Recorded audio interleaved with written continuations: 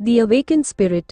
ఒకప్పుడు 27 ఏళ్ల వయసున్న ఒక యువ వైద్య శాస్త్రవేత్త, ఫార్మస్యూటికల్ సైంటిస్ట్, మానవ శరీరంపై అపారమైన జ్ఞానం, మెమోరీ పవర్ ఉన్నా అతని మెదడులో ఏర్పడిన ఘోరమైన వ్యాధి కారణంగా మంచానికి పరిమితమయ్యాడు. చివరి రోజులలో అతను ఒక ఫాంటసీ నవల చదువుతూ ఒక మాన్స్టర్ ఆర్పీజీ గేమ్ పూర్తి చేశాడు. కాని చివరి శ్వాస వద్ద అతను ఒకే ఒక్క బాధతో కన్నుమూశాడు. అంతటి జ్ఞానం ఉన్నా మనసు నిండా జీవించలేకపోయాను.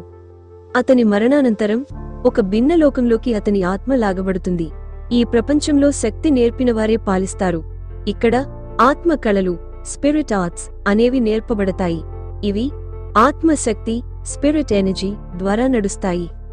తనకి తెలియకుండానే అతని ఆత్మ బార్టాన్ నగరంలోని ఒక 17 ఏళ్ల బాలుడి శరీరంలోకి వెళుతుంది. అతడు తరగతిలో నిద్రపోతుండగా గురువు ఆత్మశక్తి సిద్ధాంతం గురించి బోధిస్తున్నాడు. ఆత్మశక్తి గురువు వివరించటం, ప్రతి మనిషికి తనకి సంబంధించిన ఆత్మ ఉంటుంది. వయసు 15 పూర్తయినప్పుడు ఆత్మ జాగృతమవుతుంది. ఆత్మ తరగతిని, క్లాస్, ఆత్మ చుట్టూ ఉన్న రింగుల సంఖ్య ఆధారంగా నిర్ణయిస్తారు. 1 రింగ్, బ్రాంజ్ 2 రింగులు, సిల్వర్ 8 రింగులు, గాడ్ క్లాస్. 3 రకాల ఆత్మలు. 1 టూల్ స్పిరిట్, సాధనంగా, యుద్ధంలో ఉపయోగపడుతుంది. 2 బీస్ట్ స్పిరిట్, శరీర సామర్థ్యాన్ని పెంచుతుంది. 3 అసిస్టు స్పిరిట్, గాయాలు మాన్పడం, వేగం పెరగడం వంటి సహాయాలు చేస్తుంది. ముఖ్య పాత్ర మార్క్స్. ఆశ్చర్యపోతాడు. ఇది స్వర్గం కాదు, మరి నేను చనిపోలేదా? అతనికి గుర్తొస్తుంది, ఈ శరీరంలోని అసలు యజమాని ఒక అద్భుత ప్రతిభావంతుడు. కాని అతని ఆత్మ బయటకు వ్యక్తీకరించలేక 1000 మేడలపైకి ఎక్కి జారిపడినవాడిలా అయ్యాడు. చివరికి అతను ఆత్మశక్తిని తప్పుగా చేర్చుకోవడం వల్ల మెదడు మరణాన్ని పొందాడు.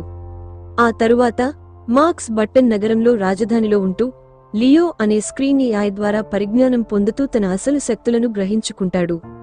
అతను మిస్టీరియస్ స్పేస్ లోని గోడలు, రహస్య గుత్తాధారాలు, స్పిరిట్ కోర్ లోని రహస్యాలను తెలుసుకుంటాడు. అండైయింగ్ ఫ్లేమ్ అనే శక్తివంతమైన ఫైర్ టెక్నిక్ నేర్చుకుంటాడు. దీనివల్ల అతను ఒకే దెబ్బలో 5 లెవెల్స్ ను దాటి స్పిరిట్ రేంజర్ స్టేజ్ 6కు చేరుకుంటాడు. మొదటి గెలుపు అతన్ని తక్కువగా చూసిన 3 యువకులతో పోరాడి ఆత్మశక్తి నియంత్రణ ఉపయోగించి వారిని ఓడిస్తాడు. జార్జ్ బ్యానర్ పరిచయం.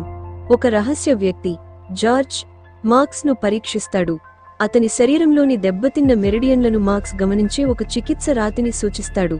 కృతజ్ఞతగా జార్జ్ అండైయింగ్ ఫ్లేమ్ టెక్నిక్ ను గిఫ్ట్ ఇస్తాడు. వివాహం ప్రతిపాదన. బార్టాన్ రాజు లాహోర్ నగరపు రాజుతో కలిసి మార్క్స్ కి రాజకుమార్తెను పెళ్లి చేసుకోవాలని సూచిస్తాడు. మార్క్స్ ముందుగా ఆశ్చర్యపోతాడు, కాని బార్టాన్ రాజుకు కృతజ్ఞతగా మణిప్రతిగా ఆ వివాహాన్ని అంగీకరిస్తాడు. కాని లాహోర్ రాజకుమార్తె మార్క్స్ కి ఒక సవాలు ఇస్తుంది. ఆకలిని తీర్చుకునేలా ముందు ఇచ్చిన రా పదార్థాలతో వంట చేసి తినాలి. మార్క్స్ అద్భుతంగా వంట చేసి ఆకట్టుకుంటాడు. అయినప్పటికీ ఆమె అతనితో అసహనంగా మెలుగుతుంది. అయితే మార్క్స్ తన తెలివితేటలతో ఎదురుగా నిలబడతాడు. మార్క్స్ మెల్లగా ఈ కొత్త ప్రపంచంలో తన స్థానాన్ని ఏర్పరచుకుంటూ అసలు తనలో ఏమి దాగి ఉందో, అసలు ఆత్మ ఆకారాన్ని బయటపెట్టే దిశగా ప్రయాణాన్ని మొదలు పెడతాడు.